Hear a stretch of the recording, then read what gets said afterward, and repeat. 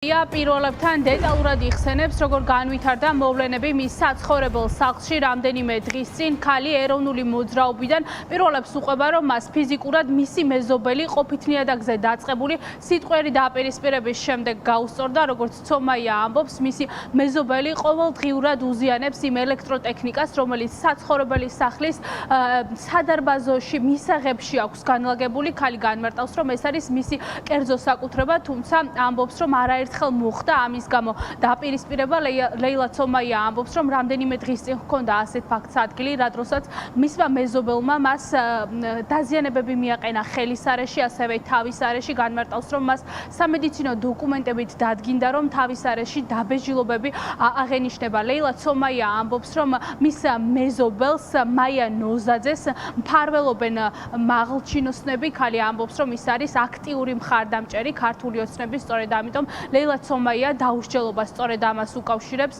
ეროვნული მოძრაობის წევრი ამბობს, რომ ყველასთვის ცნობილია მისი პოზიცია, შესაბამისად არ გამორიცხავს, რომ ეს ფიზიკური ანგარიშსწორებაც და ის კონფლიქტიც, რომელსაც მეზობელი ყოველდღიურად აწარმოებს, უკავშირდებოდეს მის საჯარო პოზიციას.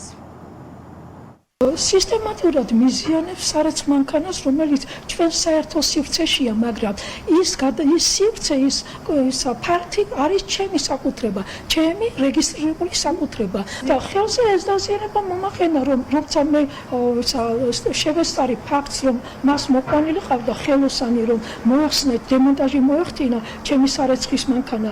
შემთხვევის შესაბამისად VHP-ანი, რომ ვიღაცები რო შემოიყვანა, შემთხვევით VHP-ანი და მივედი უკვე გადაწოლილი იყვნენ ჩემს სარეცხ მანქანაზე და ხსნიდნენ ამ იმას კომუნიკაციას, ელექტროიმას და უთხარი, რატომ მოშევი მიზიანებ მეთქი სარეცხ მანქანას, ხელოსანსაც უთხარი, ეს ჩემი ნიფცია მეთქი და თქვენ რატომ მიხსნით ამ ნიფცს. დავიწყე გადაღება, 3 ვიდეო არსებობს პოლიციის მის მიერ გამოძახებული და კიდე სხვა ვიდეო, როგორ აზიანებს და ამის გამო რომ დაინახო, რომ ამას ვიღებდით მობილურში მწყდა ხელით და აქ ჩამოვლო და ეს ყესები დამიზიანა, რომ გამოეგლიჯა მობილური და ვერ გამოგლიჯა ეს მობილური ხელიდან და მე ჩამარტყა აი აქ თავში და აქ ამას ესა დაჟეჟილობა.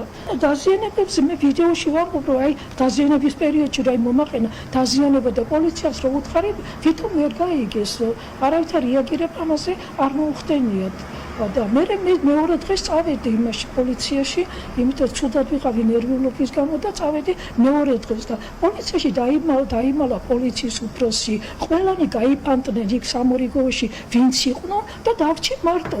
ანუ ამ ადამიანს ეჭვი გაქვთ, რომ ქართული ოცნება მფარველობს? რასაკვირველია, ქართული ოცნებას აძლევს მთელი ოჯახი ხმას და ოცნების ის არიან ამომრჩევლები. თქვენი პოზიცია იცის, მაგრამ აქციებში არა, ხართ ჩემი ჩართული პოზიცია და ასე იცის, კი და მაგათმაც იციან. ამას უკავშირებს თქვენ ანგარიშსწორებას, რომ ხო, რა თქმა უნდა, აბა თვითონ ეხლა რატომ უნდა ტეხტებს, თვითონაც ხომ რაღაც საფრთხეში იგდებს არა თავს და რატომ უნდა ტეხტეს ხმაურს და ესა აი დაგებნი პროვოკაციებს არ ვიცი. ლეილა ცომაია განმარტავს, რომ აღნიშნული ფაქტის შემდეგ ადგილზე მივიდა პოლიცია, თუმცა ქალი ამბობს, რომ ამ ფაქტთან დაკავშირებით არანაირი რეაგირება ძალოვან უწყებას არ მოუხდენია. ბუნებრივია, პირველები შინაგან საქმეთა სამინისტროს დაუკავშირდით, უწყება ოფიციალურად განმარტავს, რომ ამ ფაქტთან დაკავშირებით გამოძიება უკვე დაწყებული არის 126 მუხლით, რაც გულისხმობს ძალადობას. სავარაუდოდ უახლოეს დღეებში პოლიციის განყოფილებაში დაიბარებენ დაპირისპირებულ მხარეებს, მოხდება გამოკითხვა და გამოძიება სწორედ ამის შემდეგ წარიმართება.